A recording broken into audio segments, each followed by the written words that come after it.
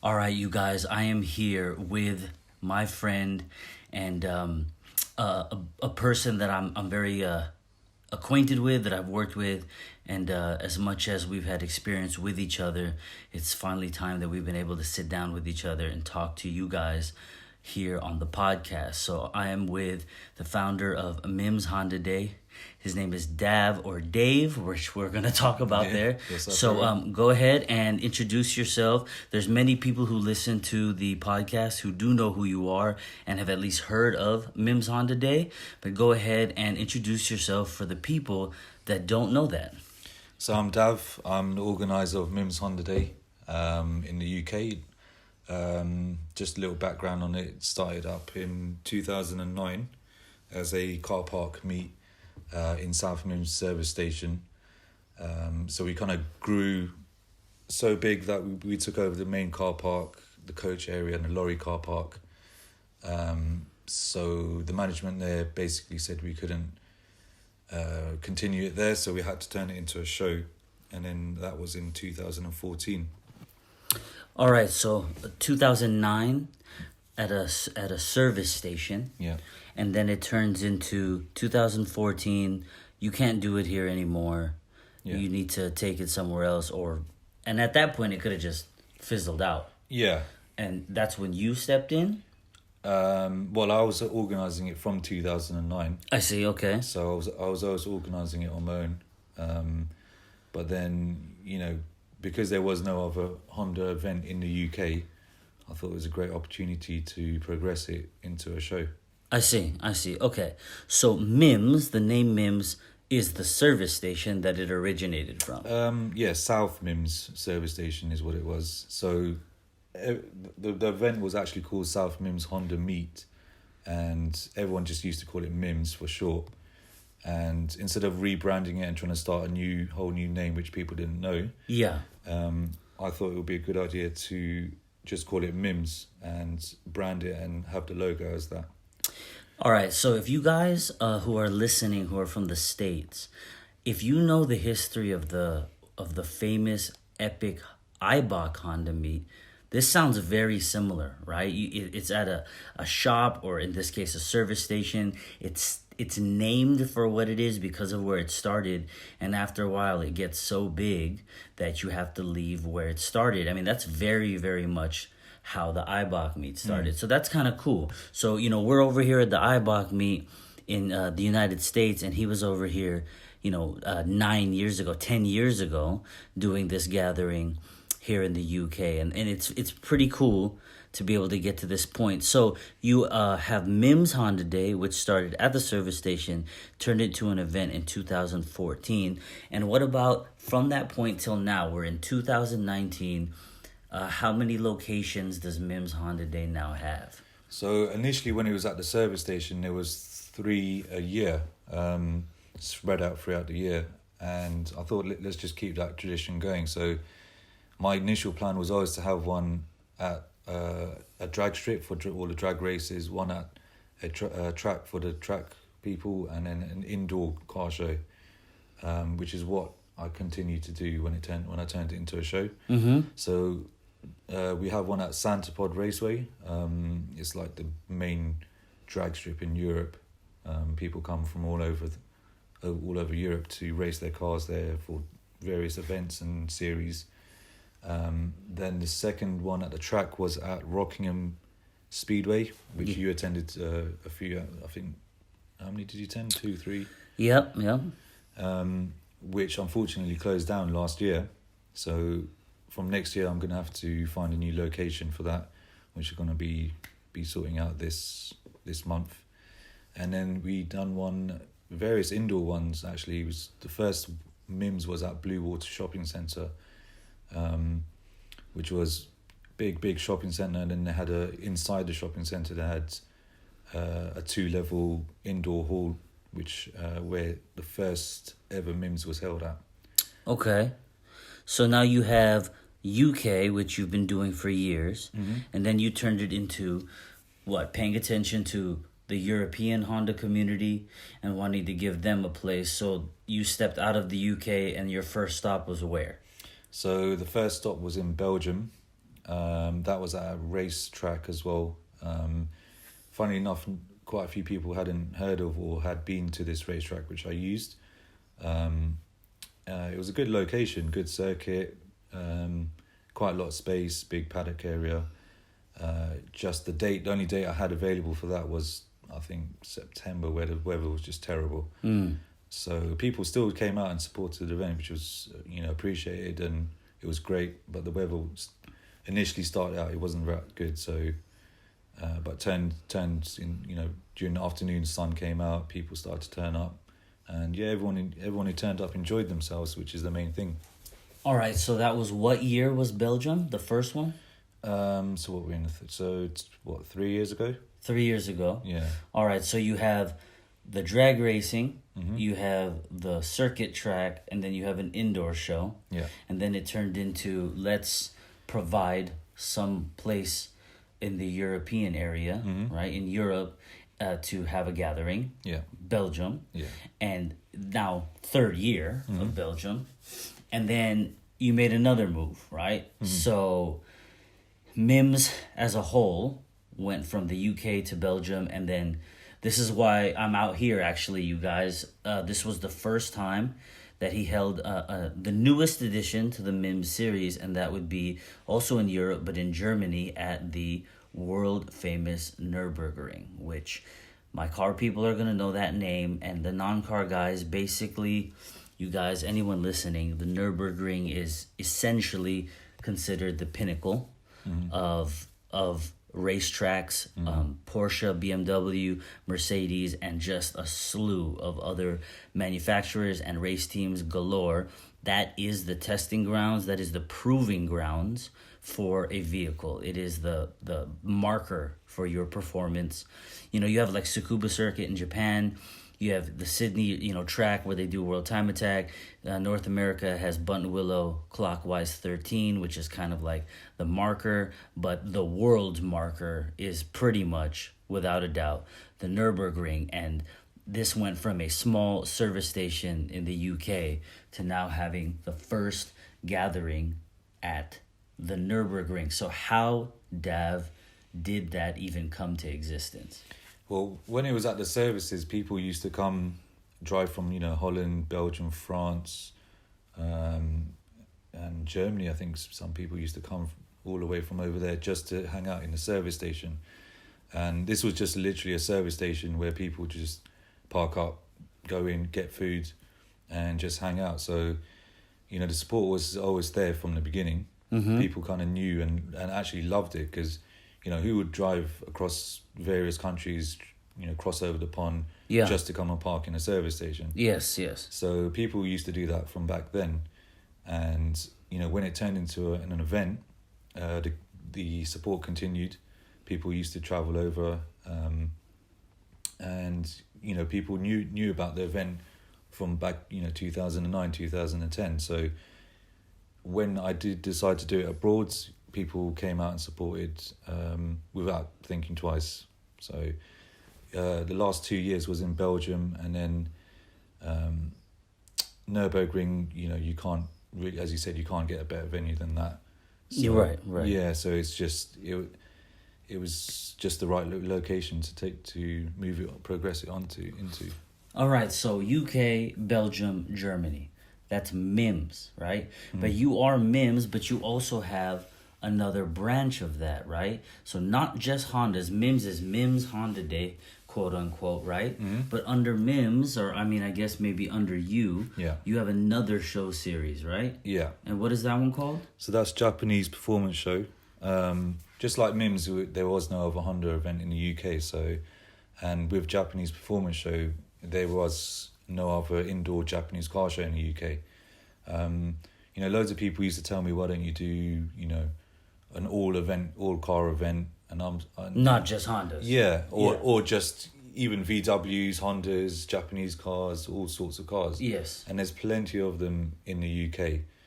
And, I always want to do something which is different to people. I don't like to be the same as anyone else. Yeah. Even if it comes down to building a car. I like to have things people don't have. So with regards to the events, I wanted to do events which there, other people don't do. And there was no other indoor Japanese car show, so I thought about it carefully, and I thought that's a great idea to do, and it's taken off quite well. Okay, so what year was the first Jap performance show? So we're now, this year, it's going to be the 4th year. Okay. So it's only once a year, this event. So literally we're on the 4th edition. All right, and so Japanese performance show, anything Japanese. Yeah, anything Japanese. So just kind of like MiMMS, where you have maybe a chassis that isn't a Honda, but it's Honda powered. Yeah. Do you have that same kind of thing there at Japanese performance show? Do you have cars that aren't Japanese, but they use the Japanese power plant? Yeah, we've had, what we've had? We've had an E36 M3, but with a 2JZ engine. Yeah. Super engine. We've had Ford Escorts with S2000 engines. What else we've had? Toyotas with K20s in the back. All sorts of different cars, but as long as it's powered by a Japanese motor, even with MiMMS as well, we've had like Toyota Trenos with boosted K20s in there.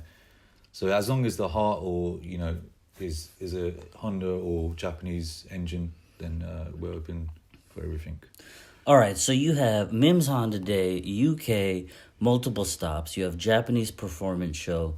I mean, we've talked UK, Belgium, Germany, etc. Okay, so this is the evolution of the business side of things, of the event. But why? Okay, so why and how did you end up organizing a gathering for automotive enthusiasts in 2009? Like, how is it that you ended up even wanting to do that? So before 2009, I had a Honda tuning garage as well in the UK, and at that time it was just a tool to help promote the garage. So I started up the events. We used to have one before I even started South MiMMS Honda Meet at Blue Water Shopping Centre. It was just in the car park, and that basically stopped. So then I thought, well, there was none, so let me start one up myself, and hopefully it will help promote the garage as well, which it did. So I just started to arrange meets there. The first event probably had 15, 20 cars, then it grew to maybe 30, 40 cars, and it just grew and grew. People started to hear about it from abroad, people started to drive over, and it just progressed from there. Okay, so that's the event, and preceding the event, you have the garage, right? Yeah. The shop, as we would call it. Yeah. But what about preceding that? That's still a car-based business, and clearly you like cars, but go even farther back. How did you end up wanting to have a tuning garage? Well, I purchased my car in 2005, the same one I'm doing now, but that's pretty much what hooked me onto Hondas. What was? Me purchasing a Honda. Okay. Literally, before I was actually going to buy an Audi A3. I'm so glad I didn't. All right. But then I bought the Honda, loved it, and my friends always used to tell me, why don't you do something with cars? You love cars so much. Why don't you try doing something? And I always used to think, what can I do? And fortunately, my friend, he's a very, very good mechanic for cars in general, but Hondas mainly as well. Yeah.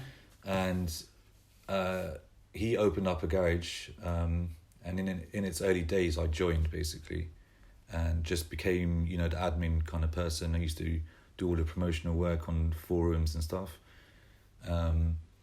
And we just started to blow up with the garage itself. And then after that, I was always constantly thinking of ways just to help promote the garage itself. Yeah. Which is why then I thought, let me just start having a meet. It was in conjunction with the garage as well. And then I used to do events there, and I used to do events at Ace Cafe. Yep. Which was free for everyone. All events were free, so it was just to get everyone together and just showcase their cars. People meet new friends, see old friends. That's mainly what it was, and it was just to help promote the garage, and then it just took off. All right, so you talk about this car that you bought in 2005. Which car was it? So it's a Honda Civic Jordan. I don't know if you guys across the pond wouldn't know. Some might, some may, some might not. But it's a Civic Jordan limited edition run of 500. It was basically produced when Eddie Jordan was racing the Formula One cars. He had a Honda engine in the Formula One car, and he won. He won the championship, and then they'd made this car as a limited run of 500 with the Eddie Jordan signature on the side. It came in the Y56 yellow, and had like custom leather and black interior, and it had the Jordan logo on it as well. And that's basically what I bought in 2005. All right, so that was an EK, Yeah. limited edition, very rare, Mm-hmm. and you have pretty much destroyed any part of it that is a Jordan. Yeah, I think the only thing which is original is the plaque, which is in the center console. Okay, so from 2005 to 2019, you have had the car. Mm-hmm. You are now in full swing building it, right? Yeah. Okay, so what is that all about? Tell us about the build. So, just like your car, it's gone through various stages, different front cover features and all that kind of stuff. And to be honest, literally when I saw your build, it kind of inspired me to try and build something as close as I could. But obviously, I don't think it would ever be as good as yours. Oh, thank you. But I'm going to try my hardest. So this is pretty much the third stage I'm going through with it, and it's literally tearing it down as you've done with yours. Tear it down, every single nut and bolt, re-zinked. Yeah. Entire car re-sprayed inside out. Cage, smooth interior, smooth engine bay, and some other stuff which I'm only going to actually reveal once the car's out. But okay. It's basically a full rebuild. All right, so let me have you expand on something. Mm-hmm. So you said when you saw my car, that inspired you, but which version of my car? When? What year are we talking here? So for this version, which I'm going to be doing now, it was your latest version, which is when it was grey. Oh, okay.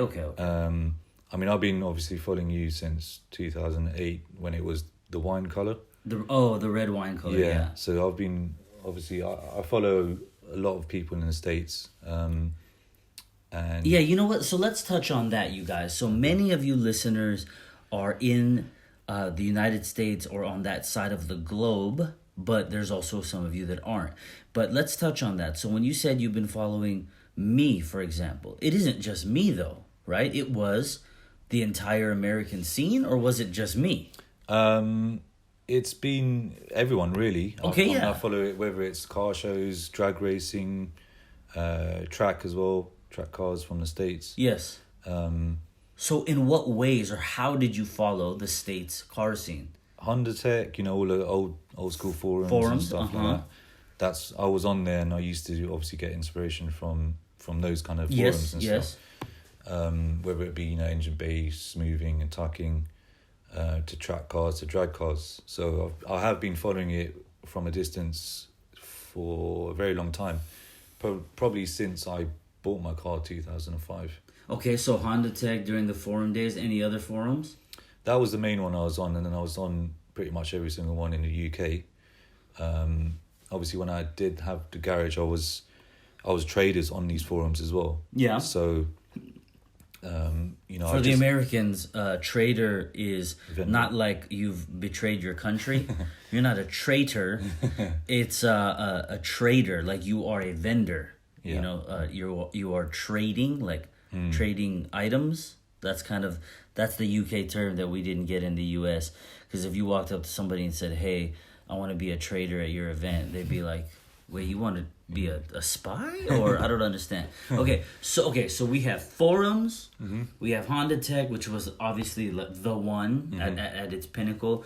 But when forums started becoming maybe not outdated, but when they slowly started becoming less of a major source of information or a place that people congregated, what was supplementing that? Where else were you looking or watching and reading? Well, as the forums kind of went down, the YouTube videos started to go up. Yeah, okay. So I moved on to YouTube videos, and I used to follow all sorts of people who used to make videos of events and car features and all that kind of stuff. Yeah. I remember seeing sort of Auto Life. I used to watch quite often. Nice Ones I used to watch. Yeah. And all these other kind of, Yo, you said Auto Life. Yeah. That is OG, man. Yeah. Hey, shout out to my boy Brandon. I used to talk to Brandon online all the time. Yeah, Brandon's the homie. You guys, Auto Life TV was ahead of its time. Like, so far ahead that people didn't even think it was logical or useful. But here we are. Everyone's doing video coverage of meets and events. Everyone does it. And my boy Brandon was on it back in the day. It's funny that you bring that up, man. Yeah. You're all the way across the world, but the internet makes things. You sitting at your computer in the United Kingdom and another kid who maybe lived in the same city as where that event just happened but couldn't go. Yeah. He watches Exactly. the same coverage, and it makes this cool kind of like level playing field as far as inspiration. So we're talking 2005, that's when you bought your first Honda, which is I had bought one not about 5 years earlier. Yeah. My EG. Yeah. Which was in Honda tuning in 05, and that's when you got your EK. And to think that we're going back 10, 15 years to now be able to sit with each other. Yeah. Not just as Crazy. any type of business relationship, but we've developed a friendship. Yeah. So, guys, like I talked about when I first started this particular podcast, I mentioned how I work with him and he's a friend and an associate. And I've actually come out here to support and be a part of the MiMMS Honda Day event series for 3 years now. Is it 3? Yeah, it's 3. This is year 3. I've gone to a couple different ones in the UK and Belgium, and I'm out here. We are sitting in London right now after coming back from Belgium, and before that, Germany. Well, technically, we went London through the Eurotunnel to France, drove into Belgium, spent a day and a half there, then drove to Germany, spent the weekend in Germany, did the event at the Nurburgring, then turned around, went back to Belgium, spent some time there, drove back through France to the Eurotunnel, Whoa. and now we're back in London. We actually passed through Holland as well.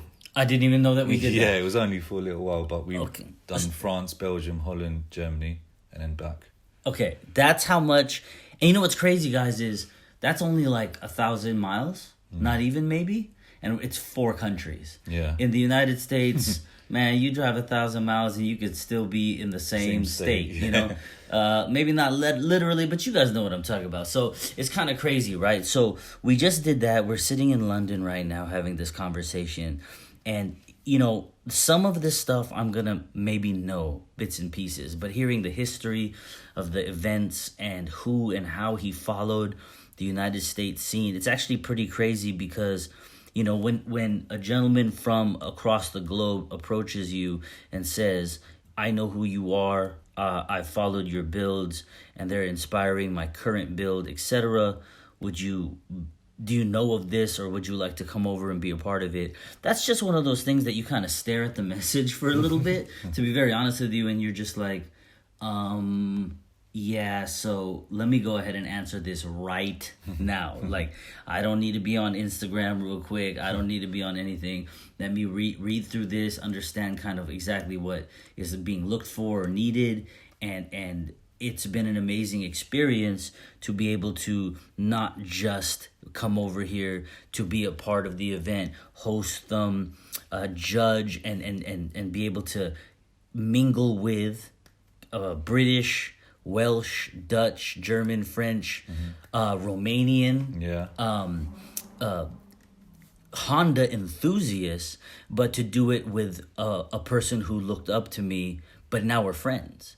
And that's kind of what, I'm all about when it comes to the Think Bigger project, Think Bigger podcast. I'm always talking about, culture and community, but that's kind of why I think it only makes sense that I've developed this rapport with Dav, because that's what he does the events for. It isn't some kind of like, I'm going to be rich throwing these car events, but there are far easier ways to make a few dollars, or in this case, pounds. Yeah. But I mean, we've talked about it, right, Dav? You know, it isn't about mass numbers at your events. No, it's quality over quantity. Okay, so people have to email pictures and you have to approve it. Yeah. Right? So there you go. So it keeps a certain tier, a certain quality at the events, but it's really about the community. Like you do this because you care about the global Honda and import community. Yeah. So touch on that. Why do you care about the global community?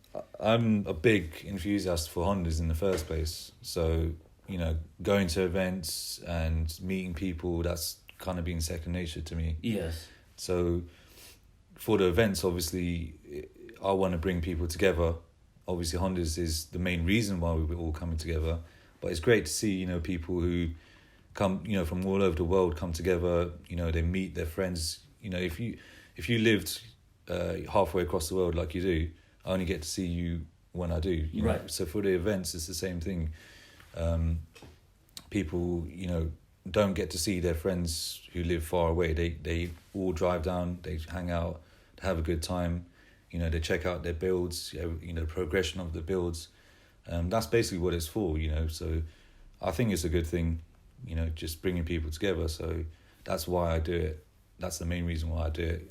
And obviously I'm a big lover of Honda cars, so it's a bonus. Okay, perfect. So yes, obviously your personal build, MiMMS Honda Day, but you clearly appreciate other types of cars, maybe specifically Japanese cars. Yeah. But you know, let's kind of go back to Japanese performance show. So for my people in the United States, we get, you know, some good cars, but we're obviously looking for JDM. Some guys are looking for UKDM, let's say ITR parts and everything like that. But I mean, we all know that different parts of the world get the cars that we all wish we could get. And then I find out about an event called Japanese Performance Show, where they have so many of the types of cars that many people on the other side of the planet only watch or read about.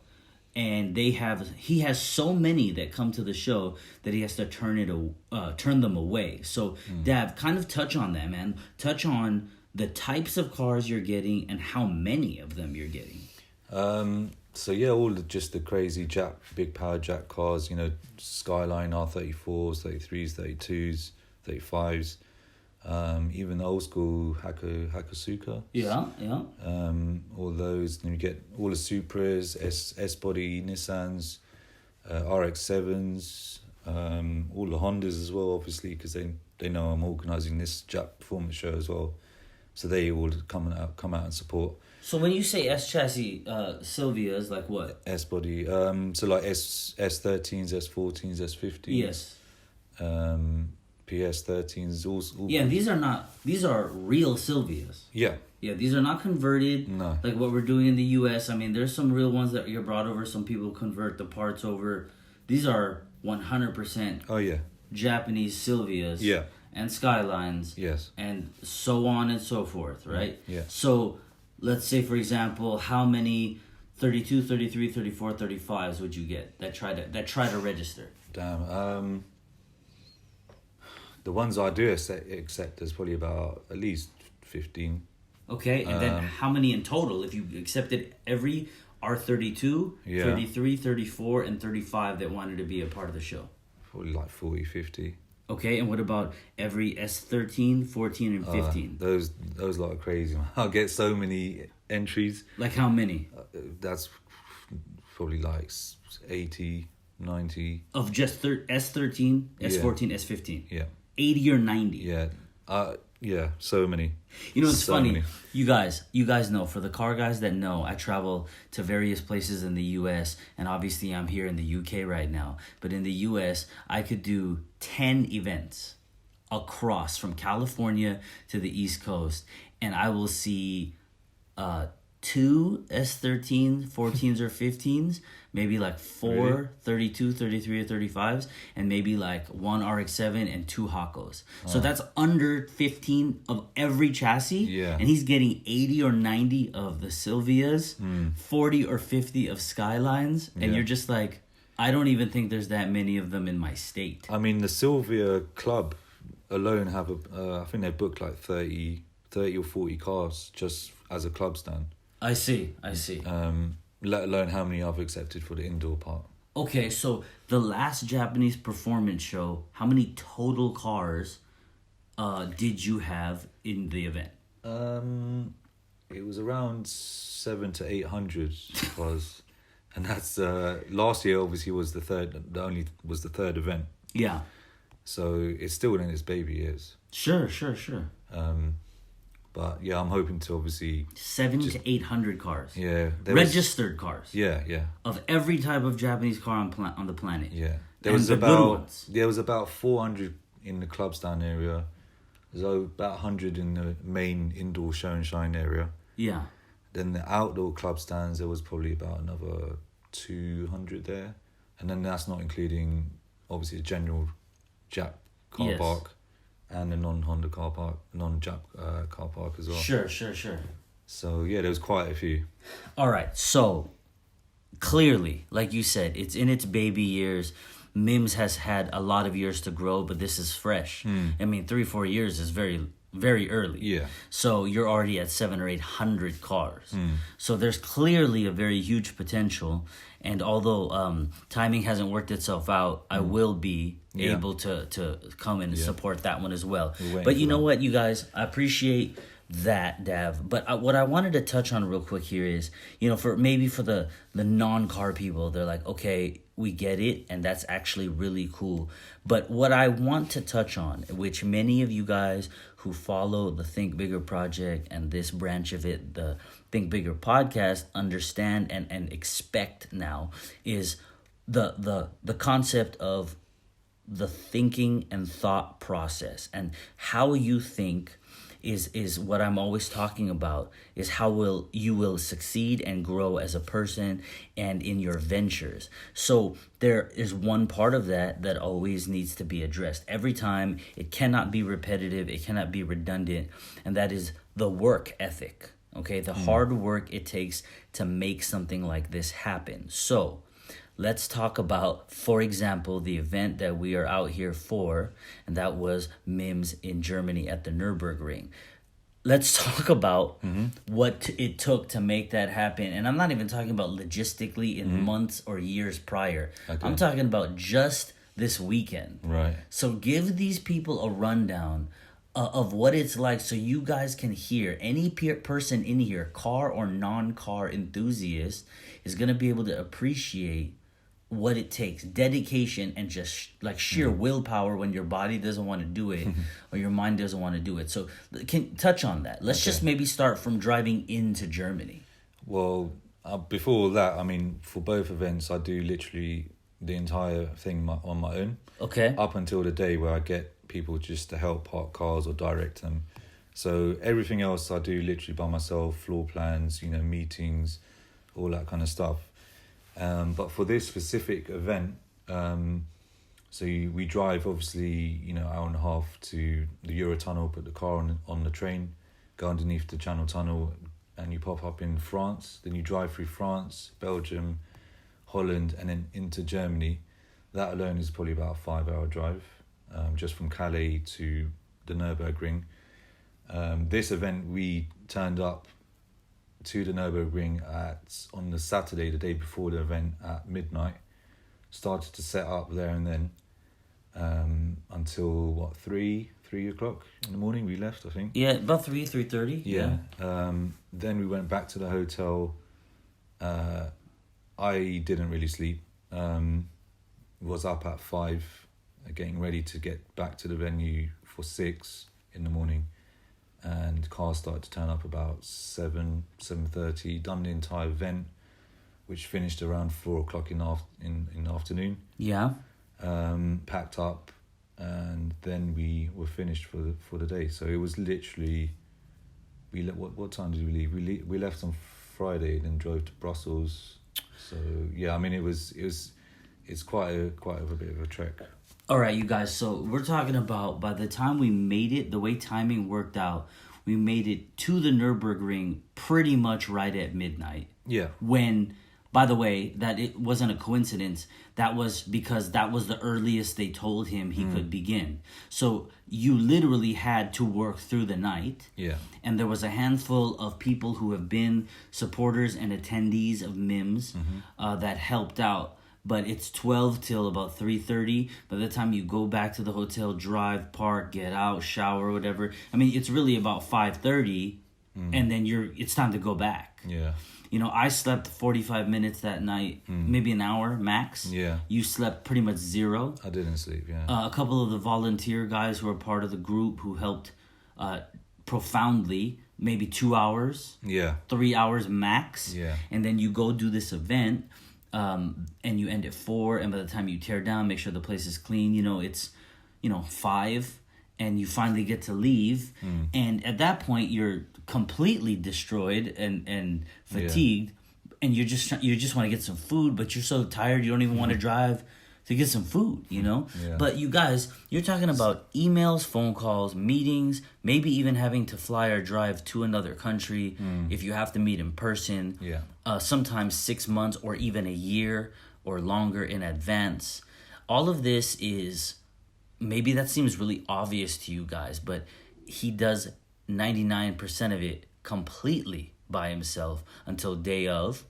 And then there's people that help to make that happen. But the work ethic and passion is never going to be underrated. It cannot be. You have to understand that you can, you guys, I always drive this home, right? The whole passion, drive, and focus that I talk about is, it is serious, okay? Everyone has passion, right? You put 500 guys in a parking lot meet, all of them are passionate. Okay, that's great, your passion.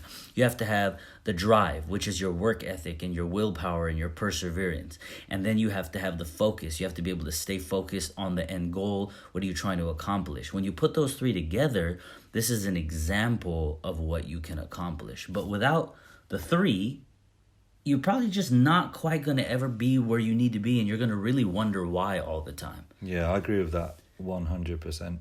You have to have all three. You can't have just two. Yeah, you can't just be focused. You can't just have a good work ethic, because a good work ethic without the passion, you're just working. Yeah. And people can only work for so long. And there you go. So you guys, across the globe, you have how the internet and the evolution of forums and magazines slowly to YouTubes and Facebook groups. Now the new forums are kind of like Facebook groups. Yeah. Right? That's where people Social chit chat media, and it's interesting because I haven't had a Facebook a page in 7 years, and my life is amazing without Facebook. I hate Facebook. I don't use Facebook at all for personal use. Things happen in my life and people like I didn't know. I'm like, because why would you know? Why? Yeah. I don't post any of my personal stuff on Facebook. It's literally for the business kind of stuff and events and that kind of stuff, and just to share really Honda stuff as well, or Japanese car videos, that kind of stuff, pictures. Literally, if you go on my Facebook, you might see a picture I've been tagged in, but I don't do selfies and all that kind of stuff. It's literally just pictures of my car or cars from the events. Yeah. You know what?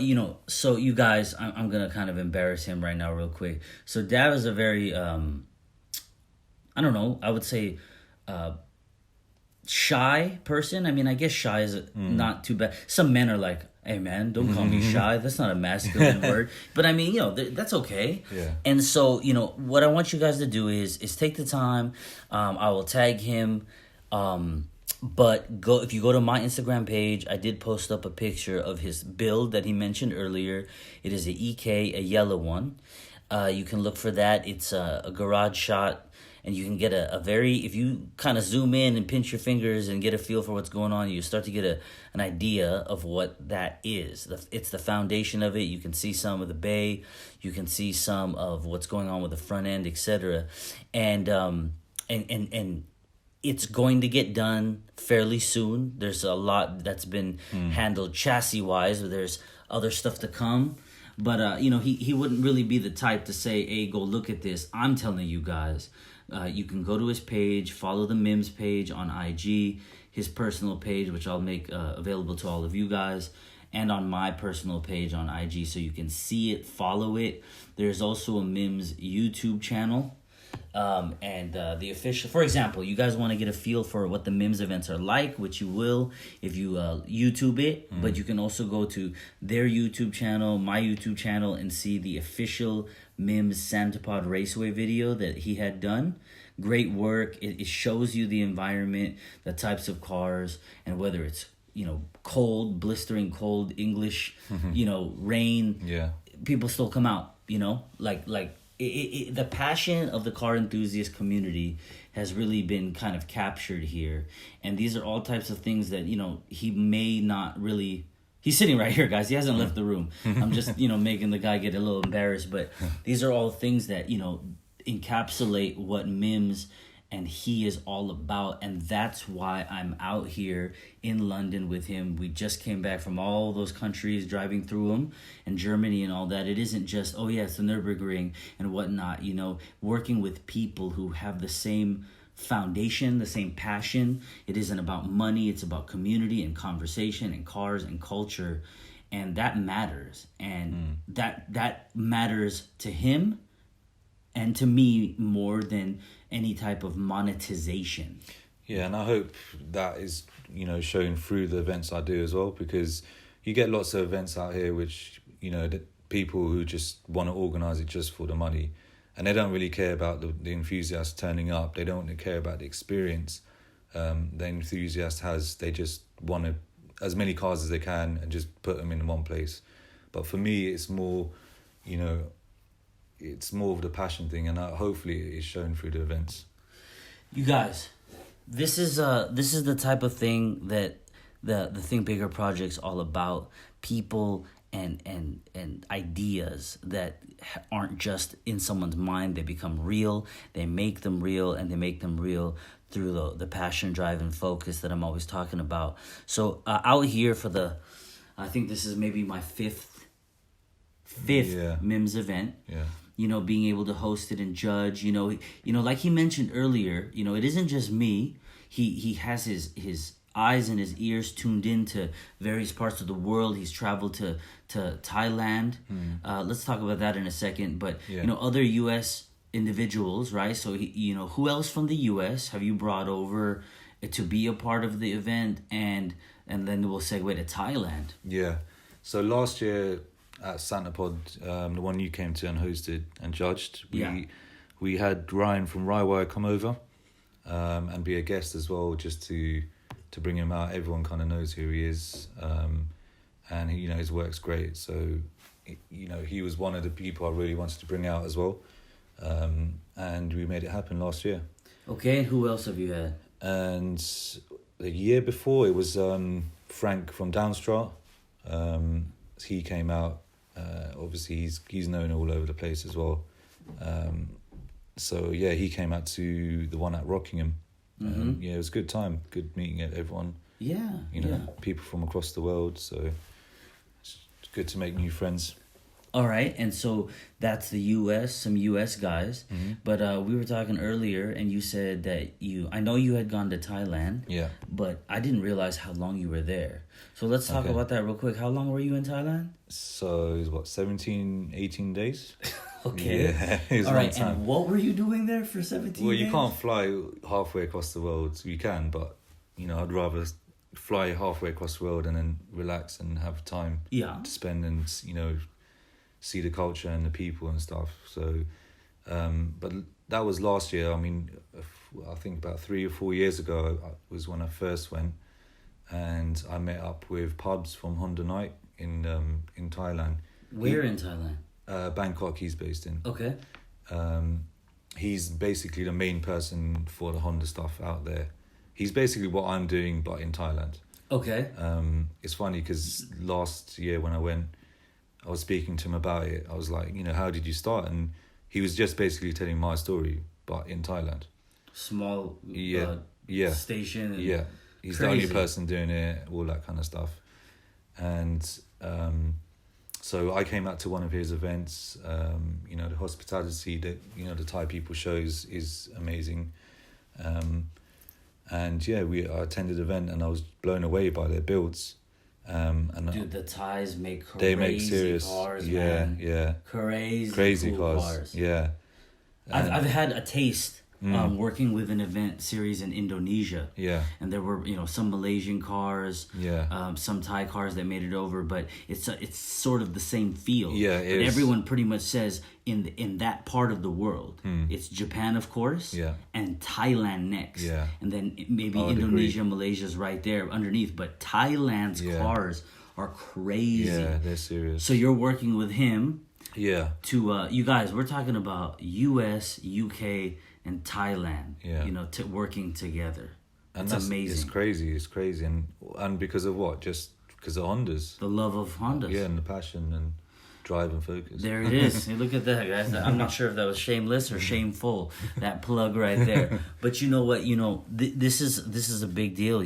I've been with him out here in London multiple times, but I finally got this to be situated and for us to sit together and have this conversation. Not just so you guys could get a little bit of a history lesson on this particular build, his build and what led up to it, and then the MiMMS company, or if you would call it that, and leading up to it, but as the person, and you guys can understand that there are a million shows out there, there are a million meets, there are a million companies that produce parts and garages, but why they do what they do and what their premise is matters. Yeah, and you guys need to support the people and the shops and the companies of anything. I don't care if it's fashion, hip-hop, skateboarding, cars. It doesn't matter what it is. But you need to actually think about why you do what you do. Why do you wear what you wear? Why do you buy from who you buy from?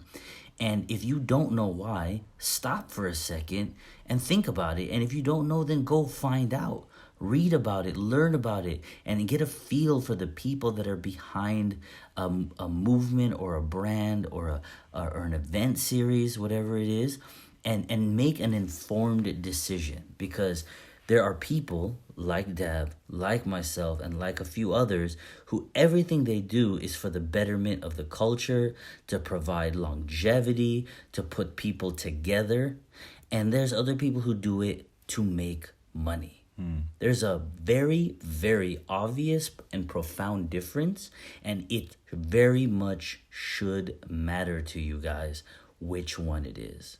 Yeah. These are the types of things that not a lot of people want to say out loud, but I don't have a problem doing that. And, I don't know. I mean, do you feel like commenting on that, Dav? Yeah, I mean, like I said before, people who do it for the money, in the long run, it will become transparent, and people will see that it's more than the money. It's not really a passion kind of thing. They're just doing it because they want to make money, or they don't really care about the enthusiasts, as I said before. I mean, that's the case here in the UK. You have all these big shows. They're big shows because they're part of certain companies and stuff like that, which have money to spend on the show and venues and that kind of stuff. But people who attended, they start to realize, like, it's not really, the show's not geared around them. It's geared about them, the people taking their money for the show. So the experience of the actual enthusiast who turns up to the event, it's not a good one. And once you start attending events multiple times, you start to realize that that is the case, which I'm trying to avoid that entire situation. Yeah. So hopefully people see the passion through the events, yes, the organisation, the experience the enthusiast has as soon as he turns up to the event. Even before even pays comes through the pay gate. So I look at everything when I do it. I want everyone.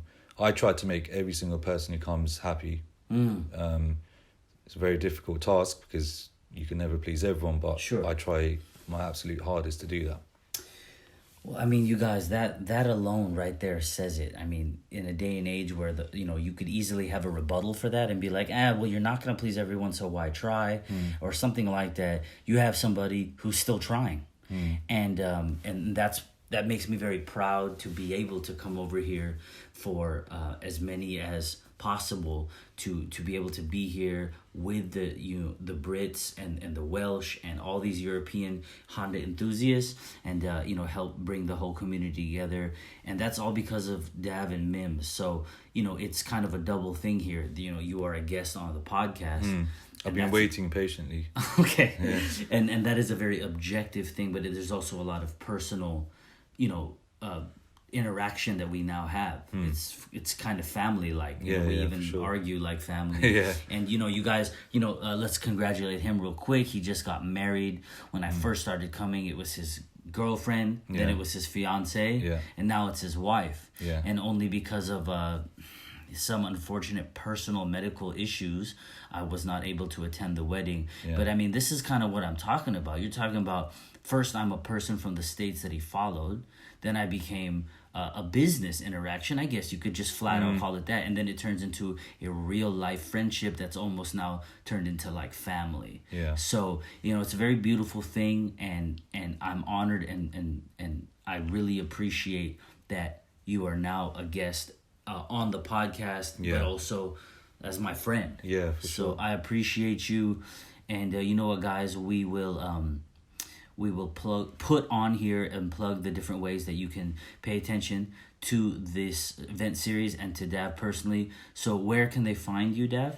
So Facebook, just MiMMS Honda Day. So MiMMS Honda Day. Yes. If you type that into Facebook search, then you should be able to come up with the page. On Instagram, at MiMMS_Honda_day. So MiMMS is how you spell MiMMS. My personal one, if you want to call it that, it's mainly for my car build. That's at Dav DAV_Plaha PLAHA. Jap Performance Show is Jap_Performance_show.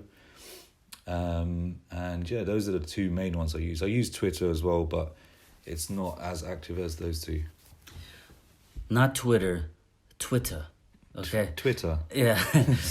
So you guys, if any of you didn't catch that, if you're listening to this on YouTube, for example, I load this up on the YouTube channel. I'll put that in the caption. If you're, I do Instagram posts. There's a color-coded Instagram post that will be specifically for this episode. Feel free to comment there about anything that you've heard, anything you want to talk about, and also any of his information will be there on Instagram. Once again, the podcast, is here for a conversation. This is a community conversation. The community conversation series within the podcast is really simply a conversation with someone from the community who we can learn about and from. That's what it's all about, because we can all learn about each other, but more importantly, we can all learn from each other. That's what the Think Bigger Project teaches. That's what it's about. That's what this podcast is about. And finally, this has happened. All of this information will be available to you guys online. I encourage interaction, comment, share your agreements, share your disagreements, and observations and anything in between about anything you heard from Dav, from myself.